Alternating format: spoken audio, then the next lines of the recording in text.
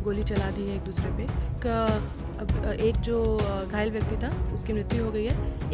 यहाँ इतना हो रहा है, डाउन तो है, मर्डर हो रहा है, चोरी डकैती हो रहा है, बलात्कार होता है, गरीब बेटी के साथ दलित के हुआ है।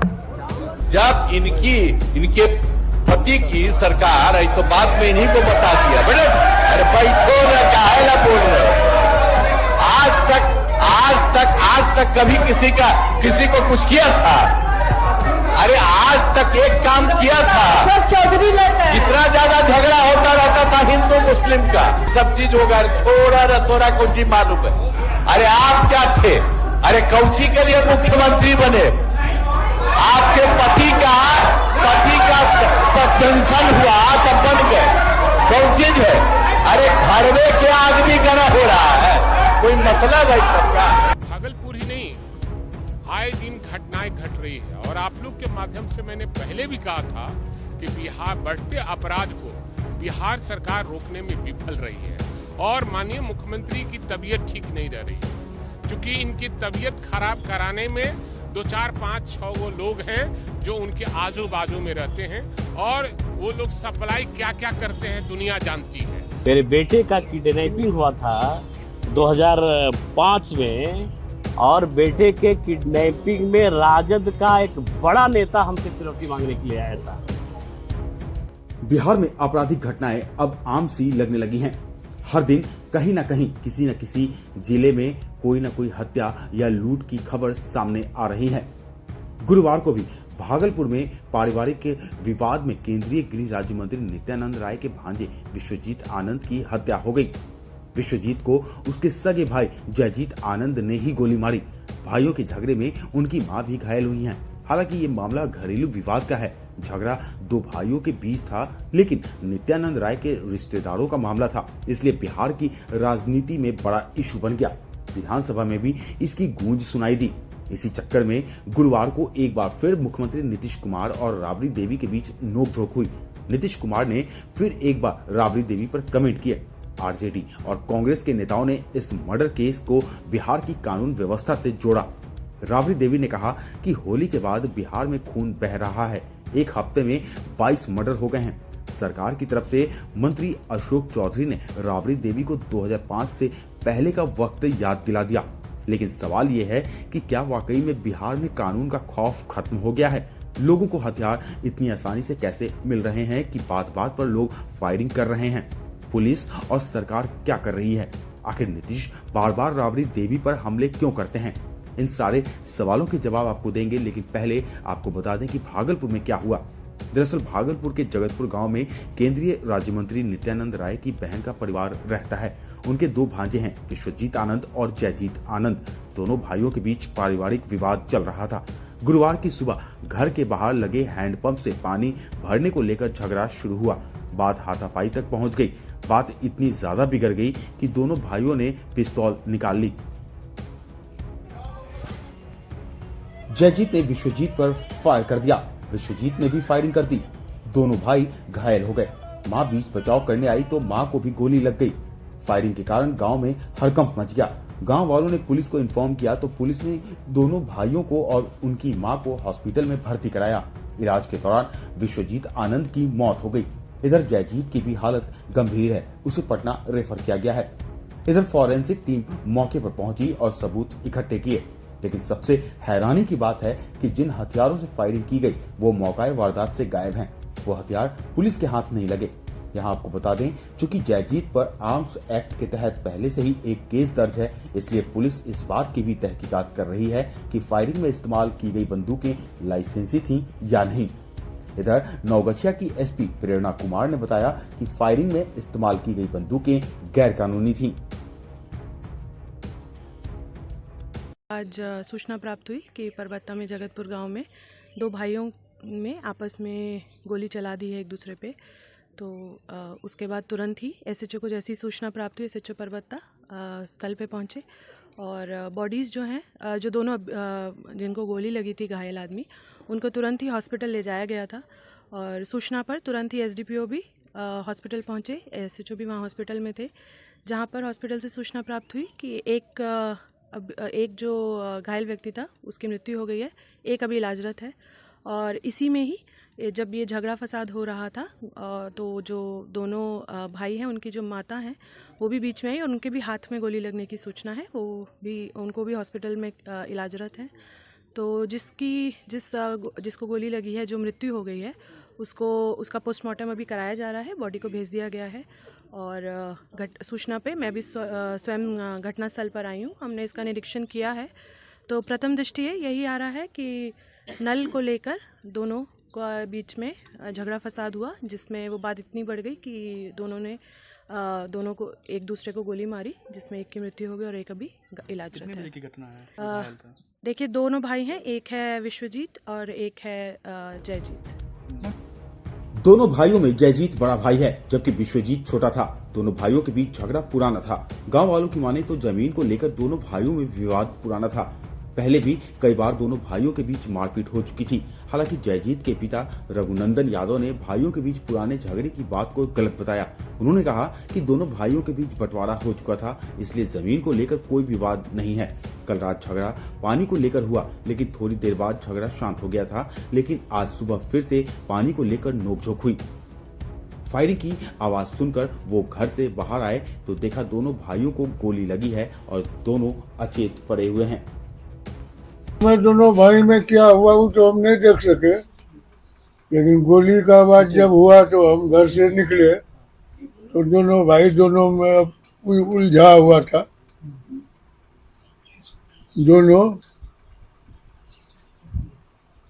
दोनों को मतलब मारने के लिए तत्पर था। उसके बाद दोनों को गोली मार दिया।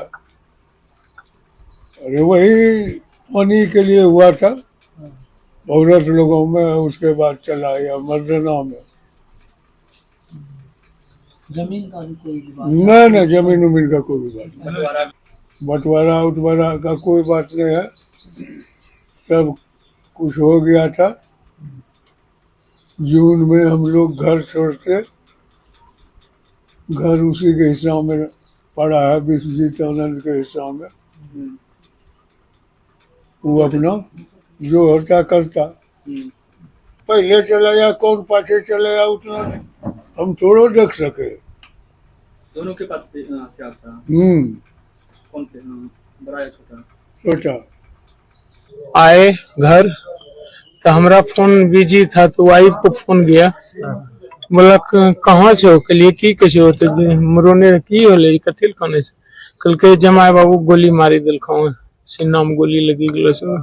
अब हम रोएंगे तो वाइफ अकेले है, दस जाएगा। हम बोले जल्दी कपड़ा पहनो, चलो कहाँ है, बोला कोई मायागंज में है, तो मायागंज हम चले गए। वहां नहीं था, बोला फिर एनके यादव के यहाँ आए। कहने वाला बोला कि यही डेथ कर गया था मेरा जमाए। कारण क्या था? भाई में इस तरह से गोली, बस कारण क्या बताएंगे। आज हमको तो जहाँ तक लग रहा है कि आज 6 महीना से सब आपस में कुछ घर बनाने संबंधित, घर खाली कर देंगे, रह जाएंगे, आएंगे, करेंगे। जमाई को भी फोन करते थे, बुआ ये सब मत करो बेटा, जिंदगी लंबा है। बोला पापा अब सब चीज हो गया है। मामा भी आए, इनके मामा है नित्यानंद राय जी जो केंद्रीय मंत्री है, उनके भाई आए थे जिन्होंने फैसला किए। हमने कहा हो ये गया बुआ, तनी मनी के लिए 19-20 साल करके काम कर लो। घर किनके हिस्सा में था? विश्वजीत आनंद के साथ। व्यवहार के साथ था विश्वजीत जी, व्यवहार के साथ था, बहुत अच्छा, व्यवहार कुशल व्यक्ति था। अब क्योंकि केस हाई प्रोफाइल है, केंद्र सरकार के केंद्रीय राज्य मंत्री के परिवार से जुड़ा है, इसलिए इस पर राजनीति तो होनी लाजमी थी। बिहार में कांग्रेस ने मांग की कि पुलिस इस घटना के असली वजह की तलाश करे। कांग्रेस ने कहा कि भले ही मामला पारिवारिक विवाद का है, लेकिन इसका मैसेज साफ है, बिहार में कानून व्यवस्था ठीक नहीं है, पुलिस का एक बार कम हुआ है। कांग्रेस ने कानून व्यवस्था पर सवाल खड़े किए तो आरजेडी पीछे कैसे रहने वाली थी। भाई वीरेंद्र ने इस घटना के लिए सीधे तौर पर सीएम नीतीश कुमार को ही जिम्मेदार ठहरा दिया। उन्होंने कहा कि बिहार में जब केंद्रीय गृह राज्य मंत्री का परिवार ही सुरक्षित नहीं है तो आम लोगों की सुरक्षा की गारंटी कौन देगा। भाई वीरेंद्र ने कहा, नीतीश कुमार को इस्तीफा दे देना चाहिए क्योंकि बिहार की कानून व्यवस्था संभालना अब उनके बस से बाहर हो गया है। भागलपुर ही नहीं, आए दिन घटनाएं घट रही है और आप लोग के माध्यम से मैंने पहले भी कहा था कि बिहार बढ़ते अपराध को बिहार सरकार रोकने में विफल रही है और माननीय मुख्यमंत्री की तबीयत ठीक नहीं रह रही है, क्योंकि इनकी तबीयत खराब कराने में 2, 4, 5, 6 गो लोग हैं जो उनके आजू बाजू में रहते हैं और वो लोग सप्लाई क्या क्या करते हैं दुनिया जानती है और बिहार के गाड़ी कमाई को लूटने का काम कर रहे हैं। तो हम सलाह दिया था कि माननीय मुख्यमंत्री इन लोग से पिंड छुड़ाइए और अपना इस्तीफा सौंप कर और जल्दी से ना इलाज कराइए, क्योंकि आप समाजवादी पृष्ठभूमि के लोग रहे, बाद में भले आप सांप्रदायिक शक्तियों से हाथ मिला लिए और एनडीए के लोग मैंने आप सांप्रदायिक शक्तियों से करके और सरकार चला रहे हैं, आप अपना इलाज कराइए, बिहार को बकसिए, क्योंकि बिहार असुरक्षित अपने आप को हर व्यक्ति समझ रहा है, चाहे वो पत्रकार हो, चाहे राजनीति करने वाला किसी दल का नेता हो, हर आदमी अपने आप को असुरक्षित। भागलपुर में हुई हत्या की गूंज बिहार विधानसभा में भी सुनाई दी।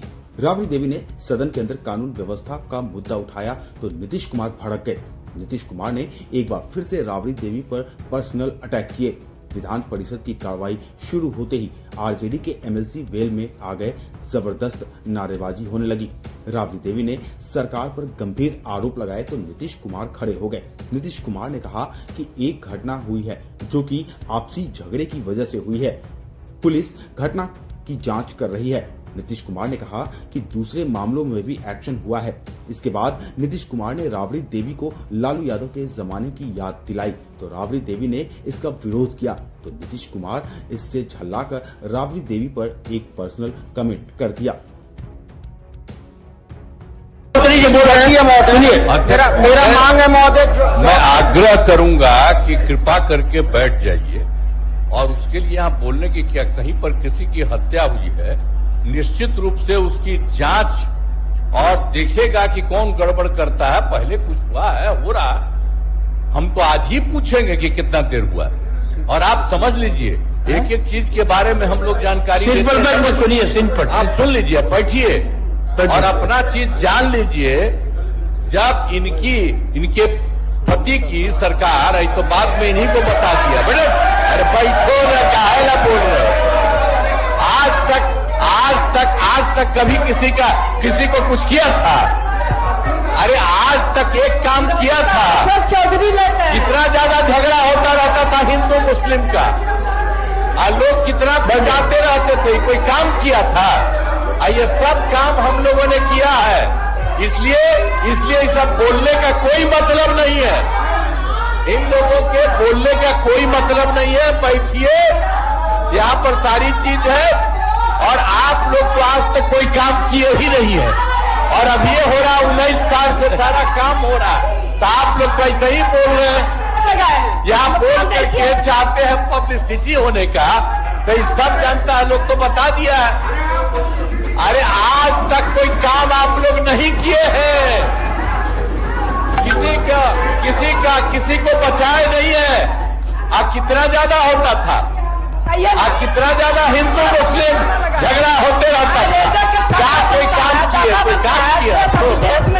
इसीलिए तो हम बनाए थे और 3 साल के बाद हम जैसे ही देखा कि गड़बड़ कर रहा, इसीलिए बीच में भी कर लिए और सब देख लिया गड़बड़। अब कभी इधर उधर नहीं जाइएगा, बैठिए, आराम से बैठिए, ये सब चीज होगा। छोड़ा रसोड़ा कुछ ही मालूम है। अरे आप क्या थे? अरे कौची के लिए मुख्यमंत्री बने? आपके पति का सस्पेंशन हुआ तब बन गए, कौन चीज है? अरे घर में क्या आदमी गना हो रहा है? कोई मतलब है सबका? कोई लेन देन है? झूठ बात है। बैठिए आराम से, आप सर काम करवाइए, ठीक है। सीएम नीतीश कुमार तो अपनी भड़ास निकालकर बैठ गए, लेकिन राबड़ी देवी सहित आरजेडी के एमएलसी हंगामा करने लगे तो मंत्री विजय चौधरी ने विपक्ष को शांत कराने की कोशिश की।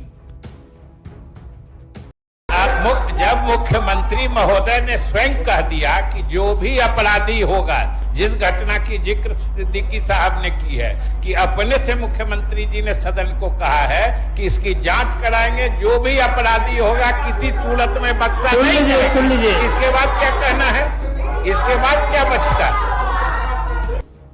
विजय चौधरी ने मामला शांत कराने की कोशिश तो की, लेकिन राबड़ी देवी का गुस्सा कम नहीं हुआ। उन्होंने नीतीश कुमार के करीबी मंत्री अशोक चौधरी पर फिरौती मांगने का आरोप लगा दिया। राबड़ी देवी ने अशोक चौधरी पर आरोप क्या लगाया, अशोक चौधरी भड़क गए। उन्होंने कहा, आरजेडी के राज में नीतीश सरकार के मंत्री संतोष कुमार के बेटे का अपहरण हो गया था, जिसके लिए आरजेडी के एक बड़े नेता ने फिरौती मांगी थी। अशोक चौधरी के इस आरोप पर सदन में हंगामा और भी ज्यादा बढ़ गया। फिरौती लेता है, फिरौती कहाँ लेता है? आप फिरौती लेता है, अशोक चौधरी फिरौती लेता है, आपका परिवार फिरौती लेता है। आप कहते हैं कांग्रेस में लूटे, कांग्रेस में भी लूटे, आपका बाप भी लूटा, सब उनका साथ में 2007 में हुआ है, 2007 में सरकार करवाया, आप लोग करवाए, आप करवाए। मंत्री जी बोले, क्या बोले? रिकॉर्ड पर न बोले कि आरजेडी के नेता हमारे बेटा के किडनैपिंग में फिरौती मांगने आए थे। आरजेडी का नेता इस सदन में डॉक्टर भाग गया, सरकारी भाग गया, और आप लोग लूट का नाराज होता था। बिहार था, बिहार में 117 जनता हो गया, 117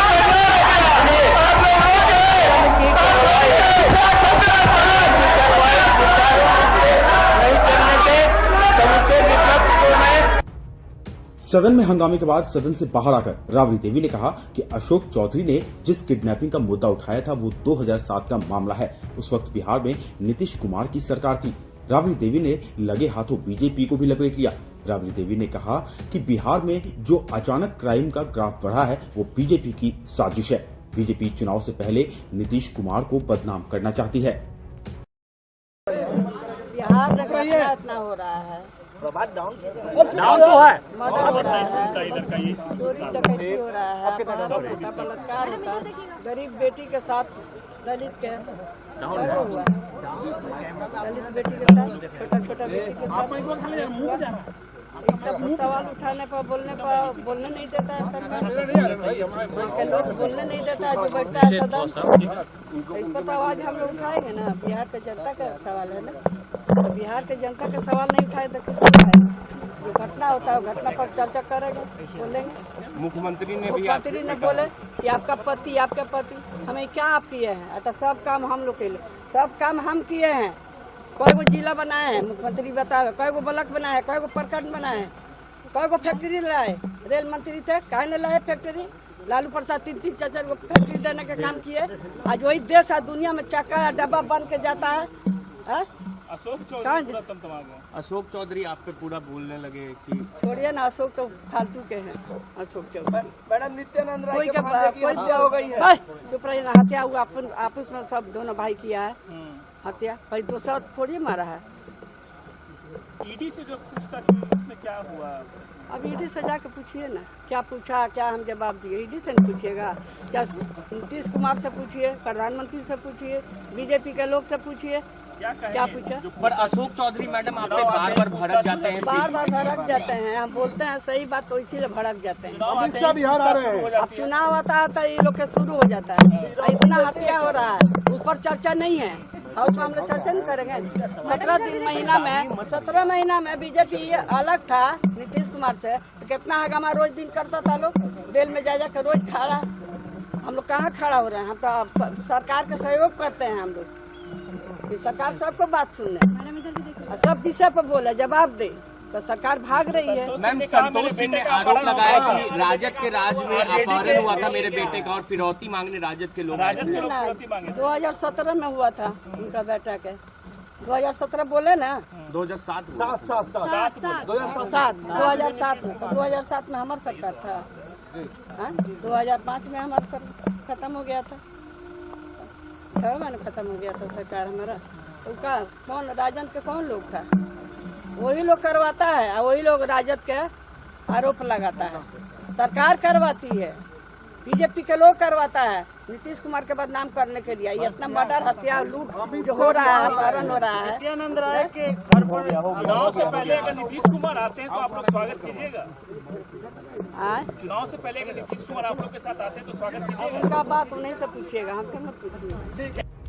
जिस किडनैपिंग को राबड़ी देवी 2007 का बता रही हैं, उस किडनैपिंग के भुक्तभोगी मंत्री संतोष सिंह खुद सामने आए। उन्होंने कहा उनके बेटे की किडनैपिंग 2005 में हुई थी और आरजेडी का एक बड़ा नेता फिरौती मांगने आया था। संतोष सिंह ने कहा कि वो सही वक्त पर उस नेता का नाम भी बताएंगे।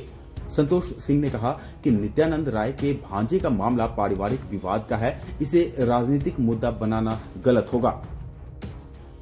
क्राइम का राजद के कुछ माननीय नेता और कई लोगों ने उठाया। मंत्री जी इधर भी मेरा हमको वो दिन याद है, शायद इस हाउस में, अपर या लोअर दोनों हाउस में किसी माननीय सदस्य के साथ ऐसी घटना नहीं होगी। मैं उसका भुक्तभोगी हूँ। मेरे बेटे का किडनैपिंग हुआ था 2005 में और बेटे के किडनैपिंग में राजद का एक बड़ा नेता हमसे फिरौती मांगने के लिए आया था। इसलिए मेरा मानना है कि खासकर राजद के लोगों को अपराध पे, किडनैपिंग में, क्राइम पे कोई नैतिक अधिकार नहीं है बोलने का। शर्म आनी चाहिए वैसे लोगों का जो किडनैपिंग पे, अपराध पे बोलते हैं। मेरा तो मानना ये है कि शर्म, पानी वाला जो होता है शर्म, वो चला गया है। इन लोगों को सिर्फ चुनाव दिखता है, सिर्फ राजनीति दिखता है। किसी के प्रति न कोई संवेदनशीलता है, न किसी के प्रति कोई आभार है, न किसी के पास कोई विजन है। मैं धन्यवाद दूंगा मुख्यमंत्री जी को।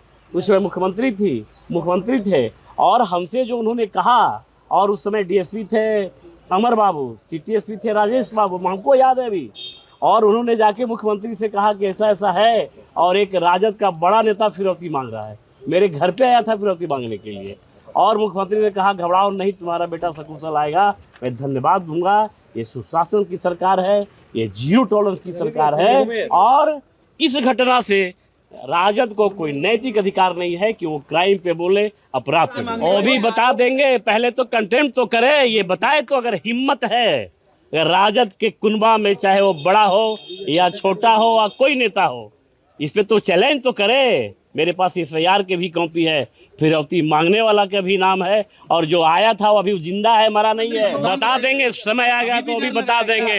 अभी डर नहीं लग रहा। अब डर लगने वाली बात है क्या? ये सुशासन की सरकार है, नीतीश की सरकार है। ये कोई यहाँ अपराधी अपराध करके बचने वाला नहीं है। यहाँ डर की बात नहीं है, वो भी बताएंगे। थोड़ा पेशेंस रखिए, हिम्मत है तो जरा कंटेम्प्ट करे कि मेरे बेटे का किडनैपिंग हुआ था और कोई फिरौती राजद का नेता मांगने के लिए नहीं आया था। आप बिल्कुल कराएगा। कितने, अच्छा ये तो बता दीजिए कितने घंटे में रिकवरी हुआ, कितने दिन में रिकवरी हुआ? अरे यार ये जो पहले करवाई, देखिए एक बात समझ लीजिए, ये यही सरकार, गवर्नमेंट यही है, ये सुशासन की सरकार है। यहाँ क्राइम करने वाला चाहे पताल में रहे, परलोक में रहे, चाहे लोक में रहे, वो बचने वाला नहीं है। यही है सुशासन की सरकार। क्राइम करता है पकड़ाएगा। अभी अरेस्ट हुआ और गृह राज्य मंत्री जी नित्यानंद राय जी के जो भांजे की जो हुई है, वो आपस में दोनों भाइयों की भी झगड़ा हुई है और वो हत्या किया है, वो गोली मार दिया। इसमें कोई हत्यारा नहीं, बाहर से कोई हत्यारा नहीं था, कोई प्रायोजित हत्या नहीं हुई है। ये आप लोगों को भी जानकारी में होनी चाहिए कि दोनों भाई आपस में पानी मांगने छोटी छोटी सी बात में उलझ गया और एक ने गोली चला दी। भागलपुर की घटना में सरकार ये कहकर खुद को बचाने की कोशिश कर रही है कि ये घटना आपसी मामले का है, इसलिए इसे कानून व्यवस्था का मुद्दा बनाना ठीक नहीं होगा। लेकिन अब सवाल उठता है कि दोनों भाइयों के पास बंदूकें आई कहां से? दूसरा सवाल ये है कि जब फायरिंग करने वाले एक शख्स की मौत हो गई और दूसरा हॉस्पिटल में भर्ती है, तो फिर वो हथियार कहां गायब हो गए जिनसे हत्या हुई? पुलिस अब तक हथियार क्यों बरामद नहीं कर पाई? क्या बिहार में हथियार भी शराब की तरह ही इतनी आसानी से मिल जाते हैं? क्या बिहार में हत्या के बाद हथियार इतनी आसानी से गायब हो जाते हैं? क्या इसे पुलिस की नाकामी नहीं कही जा सकती? दरअसल हकीकत यह है कि बिहार में कानून व्यवस्था खराब तो जरूर हुई है, अपराधियों के हौसले भी बढ़े हैं और इसीलिए विपक्ष को बार बार सरकार पर हमला करने का मौका मिल रहा है। नीतीश कुमार हर बार राबड़ी देवी पर पर्सनल अटैक करके इन सब बातों से बच नहीं सकते। नीतीश कुमार कई बार सदन में उत्तेजित भी हो जाते हैं। जिस तरह की भाषा का वो इस्तेमाल करते हैं, वो भी खुद नीतीश और एनडीए के लिए अच्छे लक्षण नहीं है। इस खबर में फिलहाल इतना ही। देश और दुनिया की तमाम खबरों के लिए आप इंडिया आज को सब्सक्राइब करें और देखते रहें इंडिया आज।